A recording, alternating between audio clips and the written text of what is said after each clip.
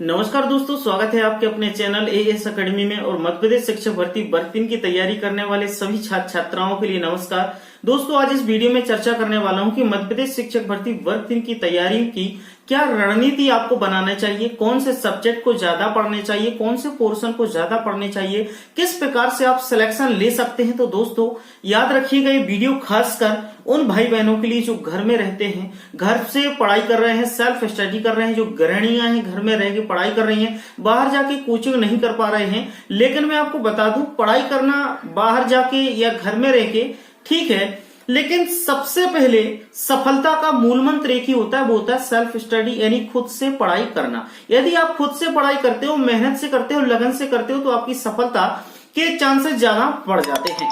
तो आज हम इस वीडियो में जो चर्चा कर रहे हैं उस बात को जरा ध्यान से देखिएगा, ध्यान से समझिएगा और ध्यान से सुनिएगा। मैं आपको पूरी बातें बताने वाला हूं कि कौन से सब्जेक्ट को कितना पढ़ना है, कहां से पढ़ना है, कैसे पढ़ना है। तो जरा ध्यान से देखो। यदि सिलेक्शन की जिद है तो ये वीडियो आपके लिए है, तो जरा देखिएगा अंत तक।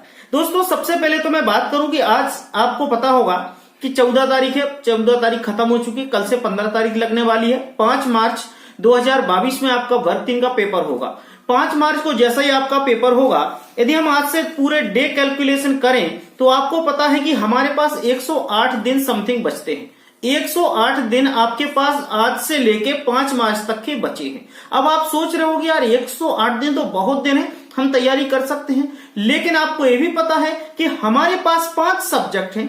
यदि मैं 108 को 5 से भाग दे दूं तो मेरे पास एवरेज 21 दिन आते हैं। 21 दिन आते हैं, यानी एक सब्जेक्ट के लिए 21 दिन हमारे पास आते हैं। अब आप सोचोगे यार अभी तो 108 दिन दिख रहे थे, अब मेरे पास सिर्फ 21 दिन बचे हैं। अब 21 दिन को भी देखो, वो भी समझने वाली बात है कि सब्जेक्ट भी है और पेडागोजी भी है। अब बताओ भाई, सब्जेक्ट और पेडागोजी को पढ़ना है तो 21 के आधे कर दो तो 10.5 दिन बचते हैं। अब 10.5 दिन बच रहे हैं तो पेडागोजी भी पढ़ो, अब सब्जेक्ट को भी कंप्लीट करो। तो क्या क्या कंप्लीट करोगे आप? 108 दिन मत जाइएगा, 3 महीने पर मत जाइएगा। आप ये समझो कि एक सब्जेक्ट के लिए मेरे पास कितने घंटे बचे हैं, क्योंकि आपको रात में सोना भी है, घर के कुछ काम भी करना है, साथ में पढ़ाई भी करनी है। तो आपके पास 10 दिन भी नहीं बचते हैं दोस्त। 108 दिन तो बहुत बड़ी बात हो जाती। मैं आपको कैलकुलेशन पूरा बता रहा हूं। अब आपको क्या करना है, आप समझ लो कि 108 दिन टोटल आज आपके पास बचते हैं। 108 दिन को आप 5 से डिवाइड करते तो 21 दिन बचते हैं। 21 दिन जो आपके पास बच रहे हैं वो एक सब्जेक्ट के लिए बच रहे हैं। आप क्या काम करो, सब्जेक्ट और पेडागोजी को 10-10 दिन में बांट दो।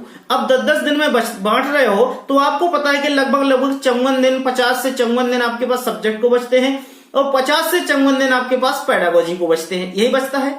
लेकिन आपको एक बहुत ही पॉइंट और इंपॉर्टेंट बात यहां पर बताऊंगा कि सभी सब्जेक्ट की पेडागोजी लगभग 60 से 70% मिलती जुलती है। 60 से 70% सभी सब्जेक्ट की पेडागोजी मिलती जुलती है। तो आपको पेडागोजी कॉमन पढ़ना है, ना कि सभी सब्जेक्ट की अलग अलग पेडागोजी पढ़ना है। यदि अलग अलग पढ़ोगे तो कंफ्यूजन होगा। आप क्या काम करें, कॉमन पेडागोजी के टॉपिक निकाल लें। आप सिलेबस उठाएं, सिलेबस से टॉपिक निकालें कि कौन कौन से टॉपिक ऐसे हैं जो आपको सीडीपी में, ईवीएस में, या हिंदी है या संस्कृत है या इंग्लिश है, जो भी है उसमें कॉमन आ रहा है, कॉमन टॉपिक को पढ़ो। यदि कॉमन टॉपिक को आप पढ़ते हो तो आपकी 60% आपकी वहां पर कंप्लीट हो जाएगी पेडागोजी। इस बात को ध्यान रखना, ये बात अजमाना आपको ध्यान से। दूसरी बात, आपके पास यदि 5 सब्जेक्ट के लिए दोस्त यहां पर 50 से 54 दिन बच रहे थे, यदि आप पेडागोजी को एक साथ पढ़ लोगे तो आपकी पेडागोजी में समथिंग 1 महीने या 1.25 महीने में हो जाएगी। आपके पास कुछ समय बचेगा, उसको आप सब्जेक्ट में लगा लोगे। अब आपको क्या करना है, मैं आपको बता दूं, 60 से 70% यदि आपके कॉमन टॉपिक आपने निकाल लिया, पेडागोजी कंप्लीट हो जाती है, तो आप यदि मान के चलो, आपको पता है कि 75 नंबर, यानी आपकी 70 से 75 नंबर की पेडागोजी आनी है। 70 से 75 नंबर की पेडागोजी जो आपकी आ रही है, यदि आप उसके 60% समथिंग तैयारी कॉमन करते हो तो आपके मान के चलो कि 45 से 50 नंबर पेडागोजी में आ जाते हैं। 45 से 50 नंबर आपके पेडागोजी में आ गए। अब जब 45 से 50 नंबर पेडागोजी में आ गए भाई, तो बाकी की जो पेडागोजी उसको छोड़ दो, 2 मिनट के लिए छोड़ दो। अब आ जाओ अपने सब्जेक्ट में।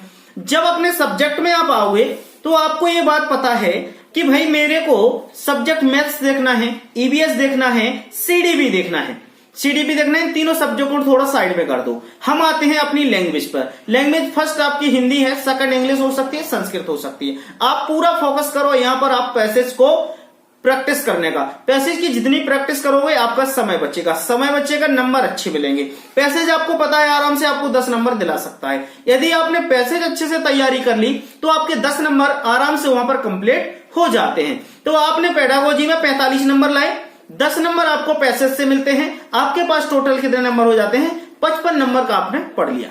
अब आपके पास सब्जेक्ट आते हैं, मेन आपका मैथ्स हुआ, ईवीएस हुआ, सीडीपी हुआ। आपको पता है कि आपका मैथ्स भी 20 नंबर का आना है, ईवीएस भी आपकी 20 नंबर की आनी है, सॉरी मैथ्स 15 नंबर की आनी है और सीडीपी आपकी 15 नंबर की आनी है। बाकी पेडागोजी का पोर्शन है, इन सबको मिला के मैं कहता हूं आप 15-15 नंबर ला लो। 15 नंबर मैथ्स में ला लो, 15 नंबर ईवीएस में, 15 नंबर सीडीपी में, बाकी कुछ मत लाओ। 15 भी 45 नंबर यहां से हो गए दोस्त। अब 55 और 45 को जोड़ दो, दोनों आपके कितने हो जाते हैं? 145 और 55 100 नंबर हो जाते हैं, 100 हो जाते हैं। मतलब 100 नंबर की आपने यहां पर पूरी रणनीति बना ली है। अब आपको चाहिए है सिर्फ और सिर्फ सिलेक्शन के लिए, मेरिट लिस्ट में आने के लिए 25 से 30 नंबर। 25 से 30 नंबर। अब टोटल सब्जेक्ट के और पेडागोजी के आपके पास 50 क्वेश्चन बचते हैं। यदि 50 क्वेश्चन सॉल्व करना है तो ऐसा तो हो ही नहीं सकता कि 50 में से आपके पास 10 से 15 क्वेश्चंस ना बने।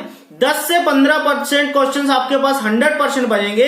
यदि आप 50 नंबर में 15 नंबर भी ला लेते हो तो 100 में आप 15 जोड़ दोगे तो 115 नंबर आपके आ जाते हैं। 115 नंबर आपके आ गए। अब आपके पास 50 में से 15 माइनस कर दो, आपके पास बचते हैं 35 नंबर के क्वेश्चन। 35। अब 35 क्वेश्चन को आप लगाओगे दोस्त, तो मुझे आप ये बताओ कि आप इतनी रणनीति नहीं बना सकते हो कि आप इसमें तुक्का भी लगाओगे तो 35 में से आपके 10 नंबर को तुक्का में आ जाए। यदि 10 नंबर तुक्के में आ रहे हैं तो 115 और 10 जोड़ दोगे तो 125 ही तो हुए। आपको कितने चाहिए? 125 ही तो मेरिट में चाहिए और 125 आ गए, सिलेक्शन तय है, ज्वाइनिंग तय है। क्या करना है बताओ मुझे, यही तो हम बात कर रहे हैं। तो दोस्तों ये पूरी पिक्चर मैंने आपको समराइज कर दी है। इससे बेहतर कोई आपको बता नहीं सकता है, कोई समझा नहीं सकता है। यदि आपने इस वीडियो को समझ लिया, देख लिया तो आपका काम हो जाएगा। अब बात रहती है मटेरियल की कि यार मटेरियल कहां से लाएं, क्या करें, घर पे बैठ के कैसे पढ़ें। तो उसकी भी नहीं चिंता करनी, हमारी एएस एकेडमी के द्वारा आपको संपूर्ण नोट्स सिलेबस के अकॉर्डिंग दिए जा रहे हैं। पूरे एनसीईआरटी बेस्ड हैं। आपको इसमें बाल विकास है, पर्यावरण है, हिंदी है, मैथ्स है, संस्कृत है, इंग्लिश है, पूरा कंप्लीट मटेरियल है।